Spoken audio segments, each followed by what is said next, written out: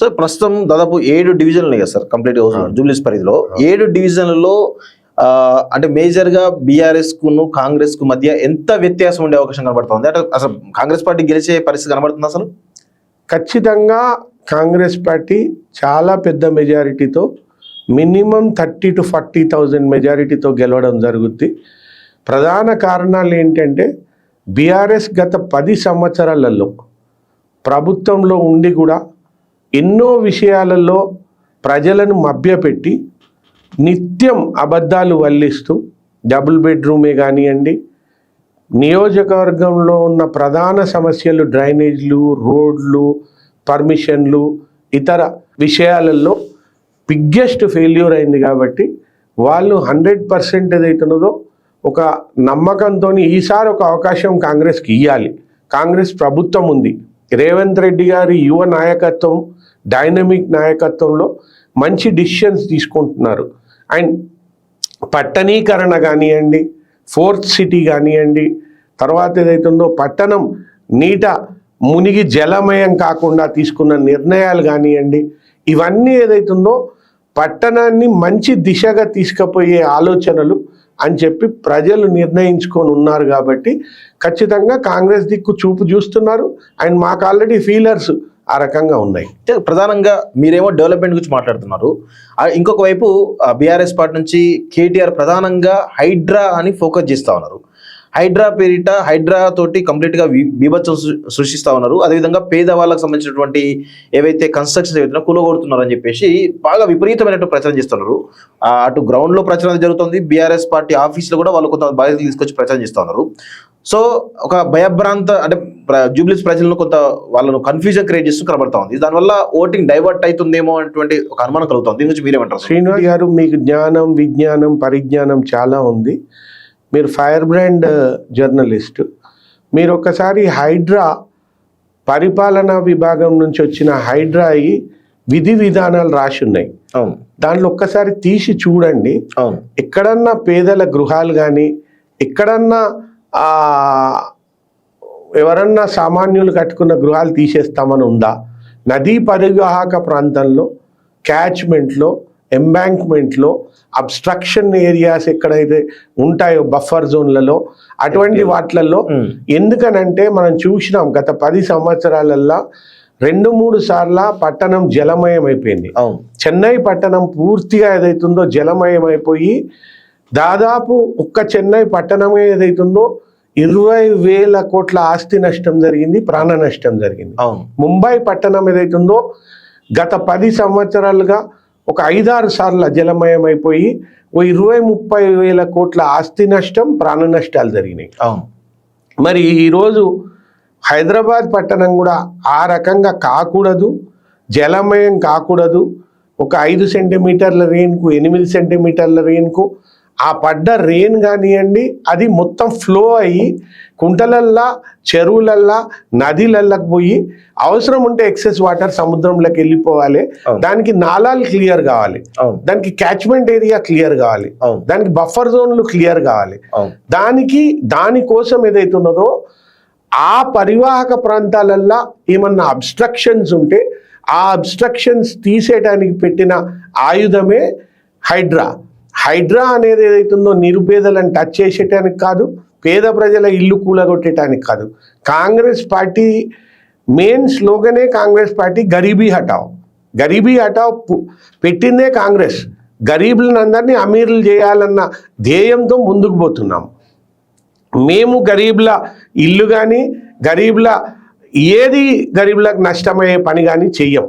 ఇది వాళ్ళు ఏదైతుందో అబద్ధాల కేసీఆర్, కేటీఆర్, హరీష్ రావు ప్రపంచంలోనే నంబర్ 1 అబద్ధాల కోర్లే వాళ్ళన్నా ఉన్నారు. గిన్నెస్ బుక్ రికార్డ్ వస్తుందనంటే వాళ్ళకే వస్తుంది. దళితుడిని ముఖ్యమంత్రి చేస్తా అన్నది ఎవరు? దళితునికి ద్రోహం చేసింది వాళ్ళే కదా. మళ్ళీ దళితులకు 3 ఎకరాలు ఇస్తా అని అన్నది ఎవరు? దళితులకు ఇయ్యంది వాళ్ళే కదా. మళ్ళా డబుల్ బెడ్రూమ్ ఇస్తాము, అల్లుడు వస్తే ఎక్కడ ఉంటాడు, గొర్రెనెక్కడ కట్టాలి, బర్రెనెక్కడ కట్టాలి అన్నది ఎవరు? ఈరోజు డబుల్ బెడ్రూమ్ తెలంగాణ మొత్తం ఇయ్యనోడెవడు, ఎగబెట్టినోడెవడు, డోకా చేసినోడెవడు? వాళ్ళే కదా. మరి ఇవి లెక్క పెట్టుకుంటూ పోతే దళిత బంధు పెట్టి డోకా చేసింది వాళ్ళు కదా. మరి ఇవి లెక్క పెట్టుకుంటూ పోతే కోకొల్లలు. సో అబద్ధాలు వల్లించుడు నిత్య కార్యం వాళ్ళకు. సో ఇప్పుడు కాంగ్రెస్ ప్రభుత్వం మీద, రేవంత్ రెడ్డి గారి మీద కూడా ఇదే అబద్ధాలు తప్ప వాళ్ళు చెప్పేదంతా ఏదైతున్నదో 100% రాంగ్. మూసీ పరివాహక ప్రాంతంలో మూసీ రివర్ ఫ్రంట్ డెవలప్మెంట్ అని వాళ్ళు కూడా పెట్టినారు. మీరు ఆ పుస్తకం కూడా తీసి విధి విధానాలది, హైడ్రాది విధి విధానాలు పక్కకు పెట్టుకొని చూడండి. విధి విధానాలలో ఎక్కడన్నా తేడా ఉందా చూడండి. అంటే మళ్ళీ వాళ్ళు మూసీ రివర్ ఫ్రంట్ అభివృద్ధి కార్యక్రమం చేసినప్పుడేమో వాళ్ళు సవ్యంగా చేసినట్టు, ఎదుటోళ్ళు ఏదైతుందో ఆ ప్రయత్నం చేసి హైదరాబాద్ను మహాపట్టణం చేయాలి, లండన్ లాగా, న్యూయార్క్ లాగా, సియోల్ లాగా చేయాలి. హైదరాబాద్ గుండెకాయ తెలంగాణకు.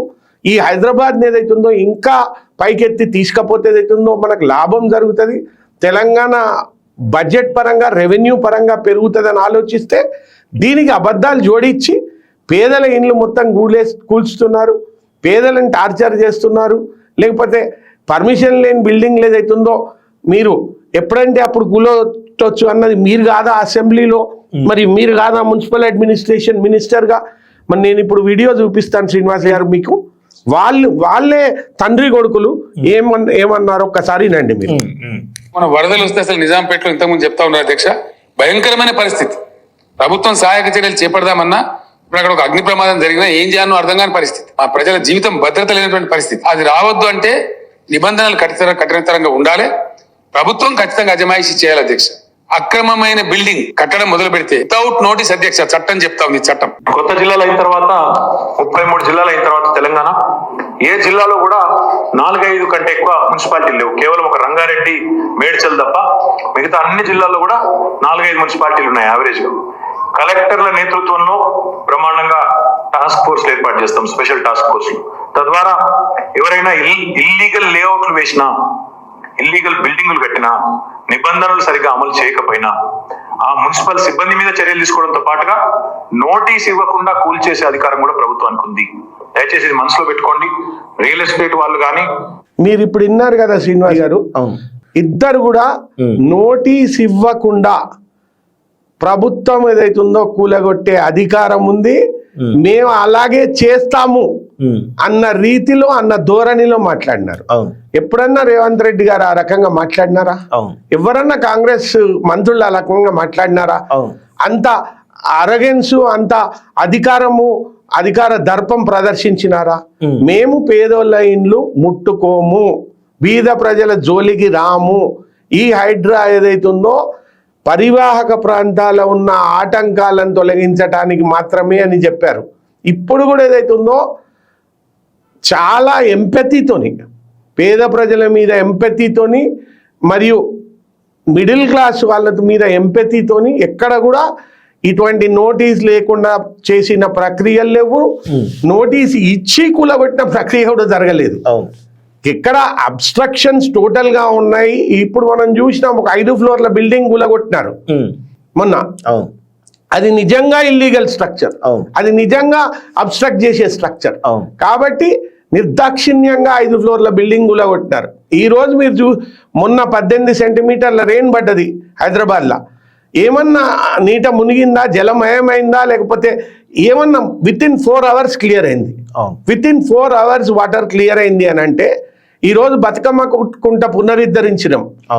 సో కుంటలు కానీ, చెరువులు కానీ పునరుద్ధరించి 4-5 hours డ్రైనేజ్ సిస్టమ్ క్లియర్ అయ్యేటట్టు చేస్తే ఇంత దుఃఖం ఎందుకు, ఇంత ఏడుపు ఎందుకు? ఇదంతా అట్లా క్లియరెన్స్ కూడా చేయొద్దు. ప్రజలకు ఇబ్బంది కావాలి, పట్టణం జలమయం కావాలి. జలమయం అయినాక ఏదైతుందో మళ్ళా వచ్చి దుఃఖం నటించాలి. ఇవి చేయడం న్యాయమా మీరు చెప్పండి. ఈ అబద్ధాల కోర్లు, తండ్రి కొడుకులు, అల్లుడు ఇవి చేసి ఏదైతుందో ప్రజలను మళ్ళీ ఏదైతుందో మభ్యపెట్టే ప్రయత్నం చేస్తున్నారు. ప్రజలకు అన్నీ తెలుసు.